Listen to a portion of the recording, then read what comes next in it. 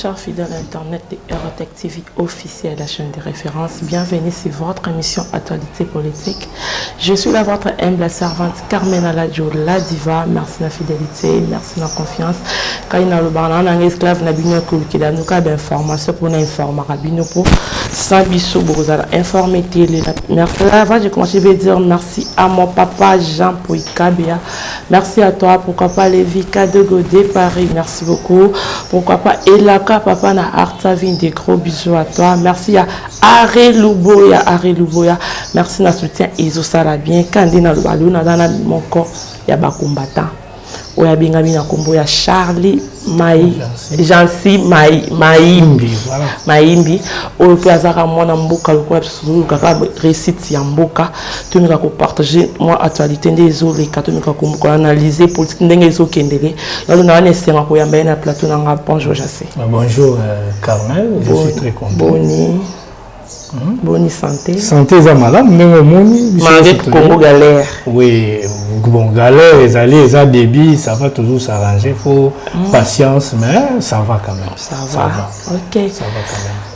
Il vous en quoi ba combattant et des personnes habité. Mboka etambolande nini? Bon, on a la zone ba ke mboka ezotambola muke na ndenge toyebi. Situation mboka ndenge ezokende eza facilité. Mais ce qui est vrai, et là, nous avons l'impression que d'abord, kimia automoni na mboka est important parce que nous sentir qu'il y a quand même kimia moi par rapport à ce que liboso. Parce que liboso, bien mo boyebi avant l'élection les cas, tous qui na kimia te mutunyo soit s'inquiéter qui avant l'élection, mais on sent quand même la paix. Tu as vu que muke makambo et que marché malam. Au marché malam, aux assières. Oui, je suis sûr. Nous avons la conviction que Maramboezo Kindelango, petit à petit, tout bangaté. Ce qui est vrai, l'essentiel des arrêts qui pour l'habitude d'abord, moi Namboka a le pouvoir. Le roi tu as vu que moi Namboka Félix Azawana, donc Koban a crainte vraiment égalité. Tu as vu que ça peut facile pour n'a été, ça qui débit, mais avec le temps, tu as vu que petit à petit, Makamboe Kenango Malamu. Papa dit qu'il a vu ce message que les peuples d'abord. Apparemment, le président Félix a respecté en autant. Non, a respecté en autant. Tu as vu que le slogan le peuple d'abord, les alliés slogan Mozaki à Makassi. Mais non, mon bisope va combattre. Jour il y a prestation à serment au Kendaki. Tu rappelles qui est le Koran Abosana d'abord peuple té. Mais Abosani peuple té d'abord. Ce qui te montre, il y a la Félix Dengazawana. D'abord, c'est un Congolais, comme Aza président Congolais, et puis Aza Kinois. Aébi déjà Vinini et les Karanakin, Aébi déjà Kinois, Balingaranini, ou bien Congolais, Balingini. Ce qui est vrai, avec patience, tu as vu que Makambo est malam. Tu as vu que ça débit naé, et ça a été malamoro à sauter Makambo, Nyon, soit ça la mala. Na moment moko mais ndenge to moni ndenge mboka ezokende ça va quand même. Tout le monde qui a lancé le programme né à 100 jours, tout le monde qui a mis ça les salama. Ce total, Banzela, Mike, déjà salami, même échanger, tout le monde qui a mis malade. Nzela, Lemba, Bima, Kikwiti, Bimati, na Ngirengir, Bazo Salamo déjà. Et puis Banzela, Belé, Ezo Salamanakin, tout le monde qui ça va même, ceux qui ont la Kumba, Kanala, la Mutuka, ce total même, embouteillage, tout le monde qui a embouteillage, vraiment, et comme qu'on diminue par rapport aux lignes avec les bossos. Suite à la route morte, les aïkés belés, il y a un biloko les aïkés. Mais, tous les gens qui ont dit que Aosala, Moussala n'a pas malam. Tous les gens qui ont Congolais, ils ont dit que les gens Kinois, pour tous les gens, pour tous les gens qui ont pouvoir, Aosala, il y a quelque chose, il y a malam, tout le monde toujours. Pour le programme à 100 jours positif.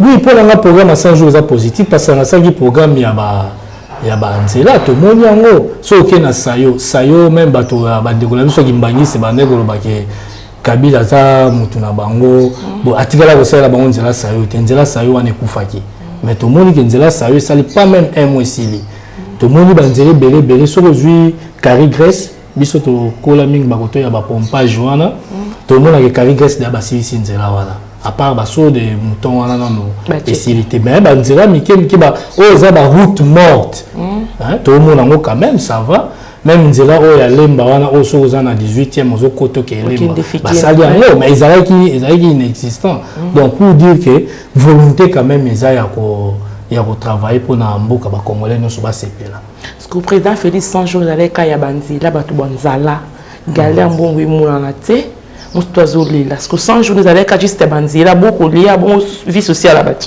kolia personnellement nalingi nalobaki nakoki koloba boye kolia ekoya toujours mais problème eza mpe ya Félix aye kokuta mboka na ndenge moko vraiment ya bien te parce que bato batikalaki na mboka basalaki na mboka bazalaki mitema mabe koma bino bozoloba bolongo na mboka botiki mboka ata budget eza te ok toyebi bapays nyonso bapays oyo eza baoccidentaux bapays développé ata président wana longwe ndenge obama alongwaki mais akotikaka même ligne de conduite moko bayebi ke budget ekozala boye ndenge bakotravaille mpona nio ekoya mais bato oyo batravaillaki baannée euti koleka 18 ans passé toyo comprendre ke bazalaki motema mabe boke na pays botiki pays ata na budget te parceque oye boye du coup okosala ndenge nini mpo mbala mo ata président oyo bange batia na moment wana mpona budget eza nano difficile mais toyebi ke déjà barégie financière oyo batravaille na moment oyo déjà budget ya mboka na temps oyo 17 mois Félix asali ekoki kototaliser déjà 8 milliards c'est déjà quelque chose de positif ceux qui continuer déjà dans une année ou bien dans 2 ans au moins un budget ko doubler ou bien tripler même pour 20 milliards pour tous un budget quand même stable dans mboka par rapport au budget où il y a ndeko na biso Joseph Azalaki nango budget nous sous c'est nos 10 milliards même sous 5 milliards sous 4 milliards mais etikala ki kosunga mboka te mboka kende liboso voilà un peu ça mais toyebi que Félix aza congolais ayebi oyo kokosala toyebi que on pose la question slogan du peuple d'abord aza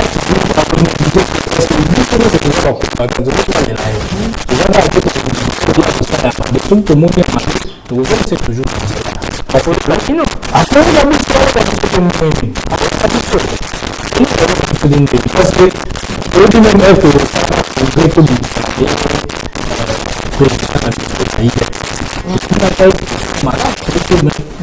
dans le moment où le président se trouve et l'élection on peut pas dire maintenant que pour qu'on ait une élection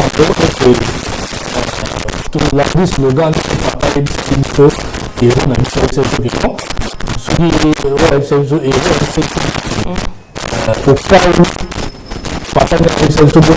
est-ce que yo a idéologie papa to la ga pour lui ayebisa biso te to kotengela idéologie ya papa te soki tolala kongo biso tokotamba moi assurance moi apesa biso na élection na soki bampekali kosala babétise na bango tokotika te eleka bongo badrible biso susu nde baelection esalama po oyebi to Etienne Tshisekedi tobenga biso na biso apesaki biso mokano alobaki ke botala kongo evitaki déjà na mboka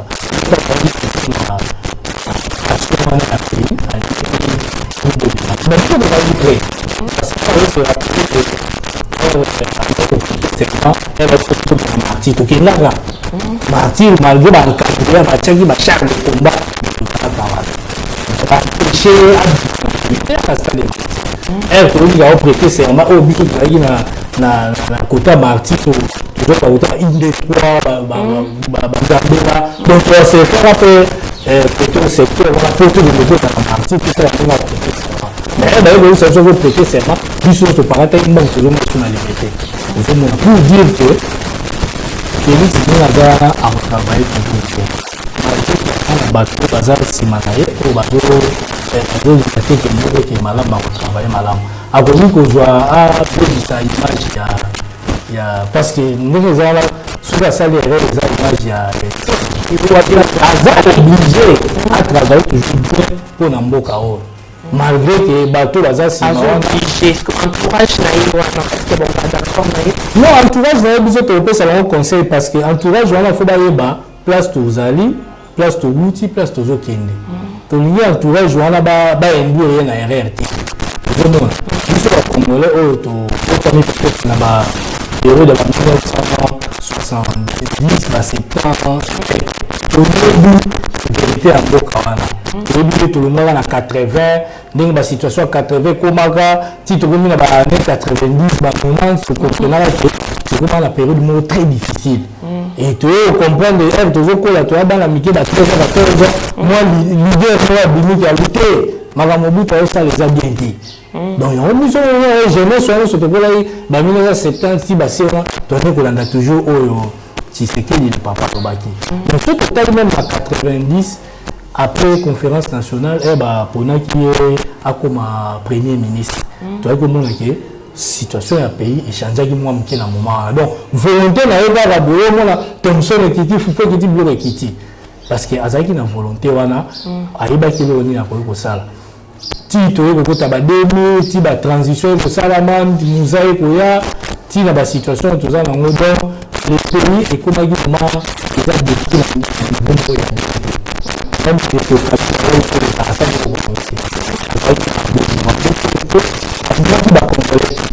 mais pour le moment, on va problème. Il y a un photo au rose de l'eau qui a problème. Il y a qui vient à propos de c'est là Kabila on va pas mal déranger.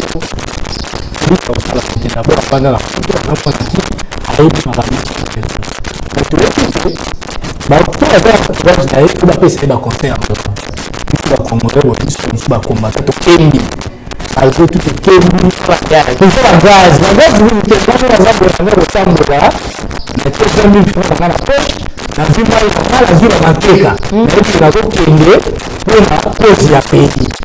donc, vous avez comme ça un match qui est en la popularité voilà, donc 24 communes sont dans la Paraba.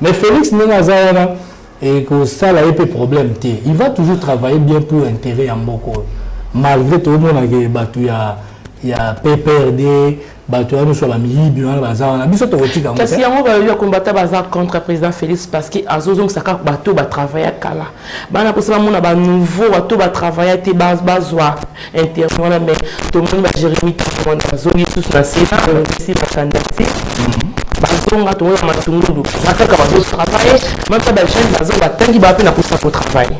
Bon personnellement nous sommes congolais. Il faut que vendre vraiment tout par la presse nous appelle les amis pour que vous voyez c'est pas ça il faut que les places malades comme on est important même les autres avec le boulot sont vraiment dans la photo bazo film faut pas jouer pour travailler sur le point on nous allons ku banditi wa moyenne faut pas jouer là les ambo na bango les ambo na faut pas jouer là la stabilité des années effectivement yango toujours ko ya place wana stabilité za ndeni do tout une question na za malamu nde to mona bato akala bantambo mwamba manini to bi bel tellement les kati biso to bi ke biso to ke ndaki to votaki Félix biso to ndima na élection biso to baki ke élection fallait et salama to ke alternance et salami to mona alternance wana coalition bango baza bato ya cash biso bato ya cash bango bato ya FCC.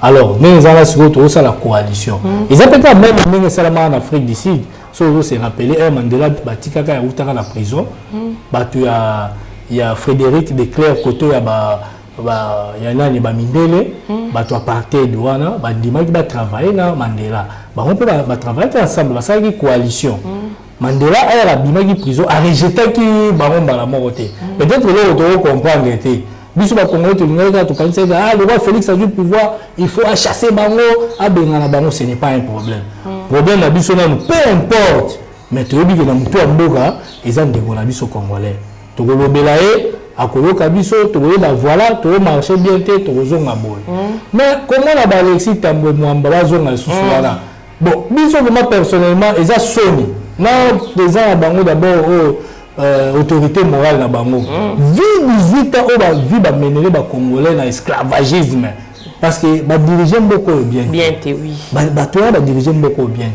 Mais Kabila ne pouvait pas encore s'entêter à jouer batu na yo ba Alexis Tambwe Mwamba. Ba mende. À jouer batu moi bazali neti ba papa Lulongo la so benga kaina ni o nani azaka nani na bango la porte-parole na bango ya AMP wana azongisa bango susu ba yo travailler to di matin mais ba jeune a PPRD fallait ba lukake ba jeune na bango bazaka na kati na bango ba ko tia bango pe na Sénat ba ko komisa ba ministre yango wana ndio zomona ke ewe ça le gouvernement est bloqué et ça la point wana pour biso bato IDPS d'abord base IDPS to sepelate to mona bilunga kala wana même Félix président aza conscient a dit que population de sepelate so ba moni sou bilunga kala wana yango président fait ça une équation de kobisa gouvernement te mais équation te ko bibisa gouvernement problème te do biso ça na 37 en lit 6 mois et ça biso le voter biso to yezela na gouvernement bima faut gouvernement et bima il y a qualité ya bien ozomona te bimisa gouvernement ya qualité ya bien bomoni bilongo sika et que ça la bête même si on travailler ensemble mais côté ya FCC ni bazo bloquer pour ba yebi que ye Kabila za na batu na ya confiance ba o ba sala ki ba bochab ba to ba ne ko sala mabe mingi yango ozomona za na batu na ya confiance tous ces gens là ozomona o ya FCC baza toujours ba yebi que na minute o bazo kanganza na Kabila pona nous gouvernement bimité bon pour na batch.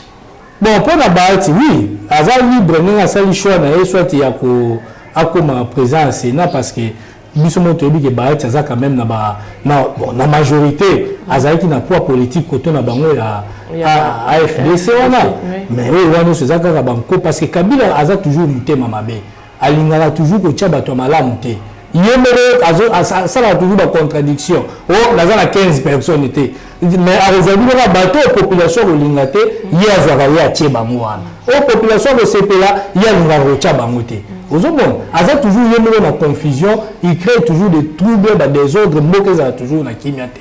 Mais biso tout toujours la sima ya Félix parce que tu dis que tu as déjà la mort en boka na pouvoir. Tu veux perdre quelque soit ni boaka simanae. Tu as simanae parce que tu sais non il en était to juger à sali mabe à sali boy. Tu as toujours derrière, il faut te protéger parce que pouvoir te perdre qui est Mobutu accueilli nous a été perdre le pouvoir ti Kabila a pouvoir à démontrer moi c'est bien que alinga ki mboko te.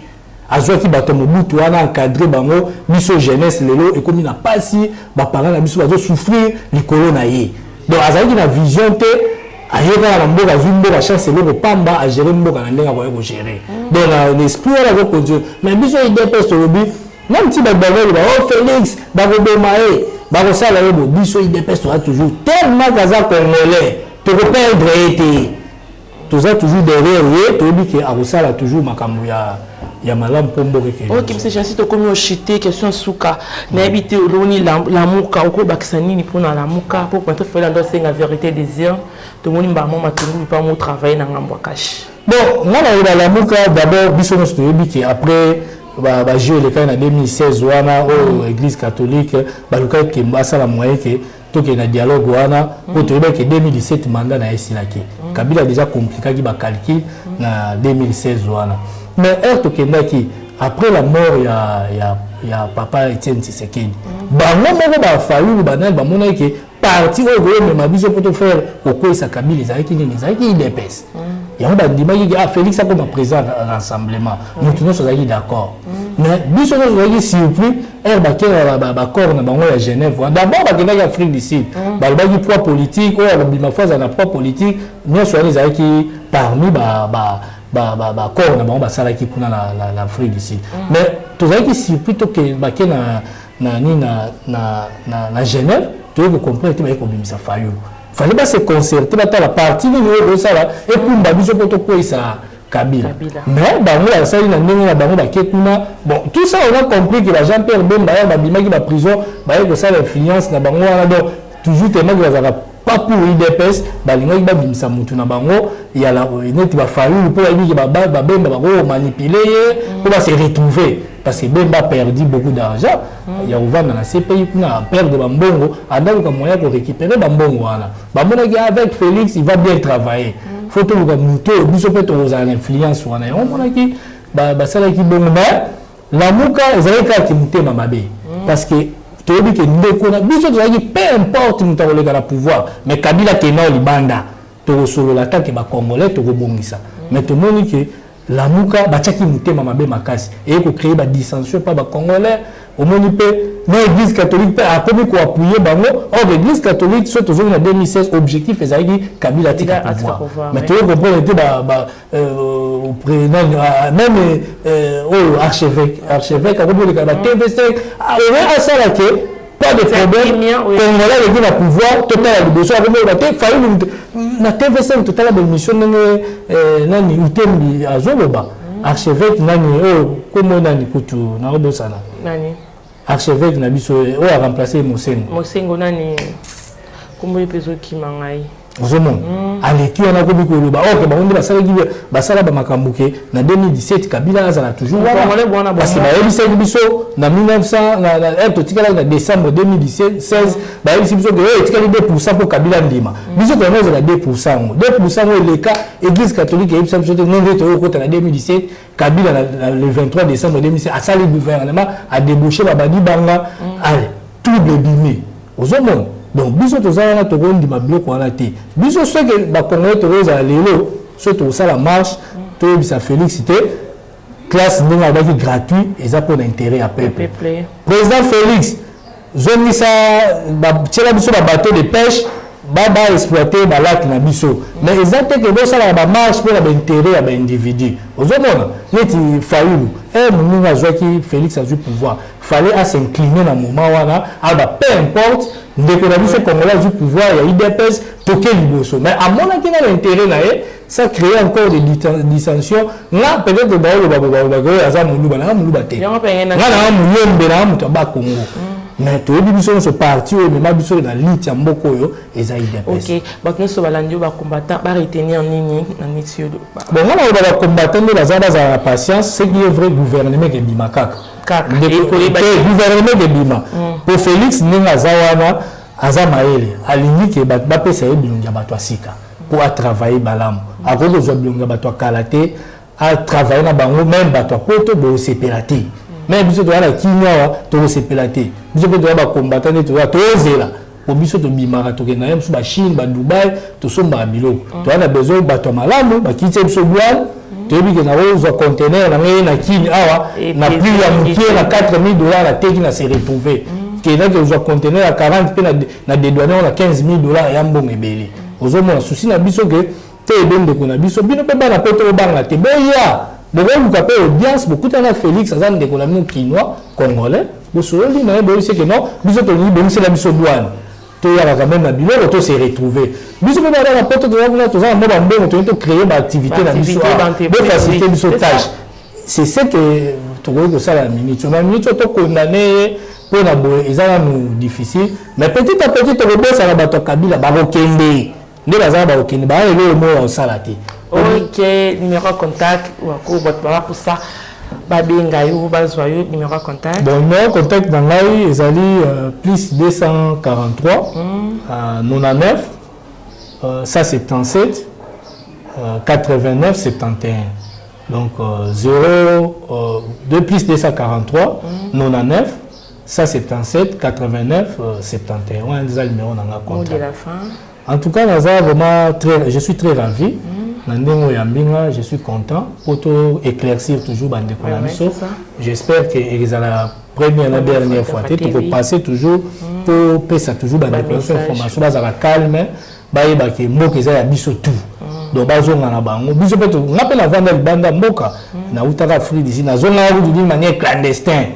Pour la zone na Congo a mais tu mener balit tout ça là ba marche tu bana na 2015 wana bangala bacha Kabila babimisaka na assemblée tout ça qui toujours na ba marche voilà donc tout ça est toujours ben fort même pe na gina suna Lubumbashi makambo ya 2016 Kabila tikala 2017 obungaka na bandeko msuna machipisha peut-être ba baye baraté machipisha na Jekamil na Lubumbashi to bunda vraiment na ba soda bon tout ça toujours ko bunda pour na lit mboke kende malamu pour intérêt ba congolais ba kufi belé donc tout le cas c'est que qui mise en mboka to ba ndento ça Non, merci, monsieur Jean. Moi aussi, je vous remercie davantage. Ok, là, j'ai dit merci à mon papa Jean Pouikabi, à mon Jonathan, mon caméraman privé, au babi, son obétant Jonathan à côté de la Ninga. Merci à mon réalisateur Annie Louisa, merci à toi. Merci à Lévi Kadegodé, Paris et la papa na Artravine, des gros bisous à toi. Merci à Harry Louboya, merci à toi. Quant à moi, Carmen, on se voit sur un nouveau numéro. Bye bye.